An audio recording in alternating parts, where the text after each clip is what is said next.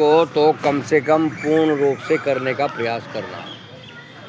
आप हमारे यहाँ शिक्षक हैं, इस मोटापे को थोड़ा सा कम कीजिए और विशेष रूप से लाभ पाइए। सबके सब हम यहाँ घुटनों के दर्द वाले भी बैठते हैं। मोटापा कम करना चाहते हैं, आपके यहाँ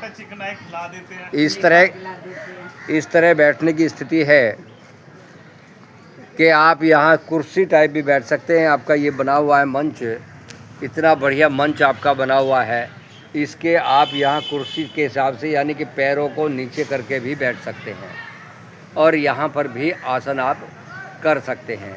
अपने अपने रोग के अनुसार अपने अपने आसनों को लंबा करने का प्रयास करना और देखेंगे कि हम अपने आप को कितना आहूत कर कर के अपने आप को योग से जोड़ सकते हैं। कपाल भांति आपका साथ साथ चलता रहे, ऐसा प्रयास रहे। हमारे पीछे वालों को मैं केवल इस मोबाइल से ही देख पा रहा हूँ, वो तो बिल्कुल आराम से बैठे हैं। ये ठीक नहीं है, अपने आप को इतना आराम से भी नहीं बिठाना। अब देखो, जिनको दिक्कत थी वो भी लगातार करने का प्रयास अब कर रहे हैं।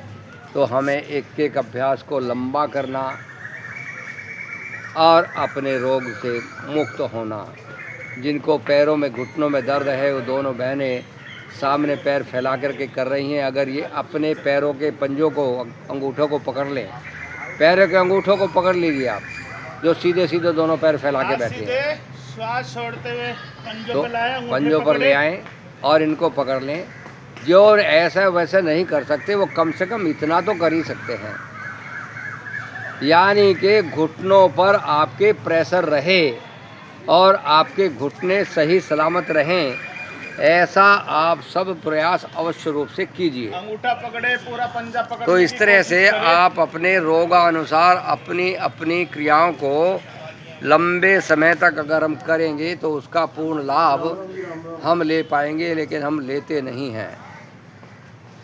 अब देखो, हमारे पीछे लगे हैं, ये भी अधूरा हो रहा है मामला। घुटना आपने पकड़ना है, शुगर के मरीज हैं तो, लेकिन हाथ आपका कहाँ है? पैर कौन सा उठा रखा है आपने? हाथ कहाँ तक पहुँचा है? इस हाथ को घुटने तक पहुँचा, नीचे वाले पैर के पंजे तक पहुँचा दो, को दो दबाओ। पीछे वाले हाथ को सहारा देने की आवश्यकता आपको नहीं है, पीछे वाले हाथ से सहारा मत दीजिए, पेट को पकड़िए। हाँ, ऐसे। अब अपने शरीर को और ऐंठिए, घुमाइए पीछे की तरफ, मुंह को, चेहरे को पीछे की तरफ घुमाइए। हाँ, अब पूरा खिंचाव के दीजिए।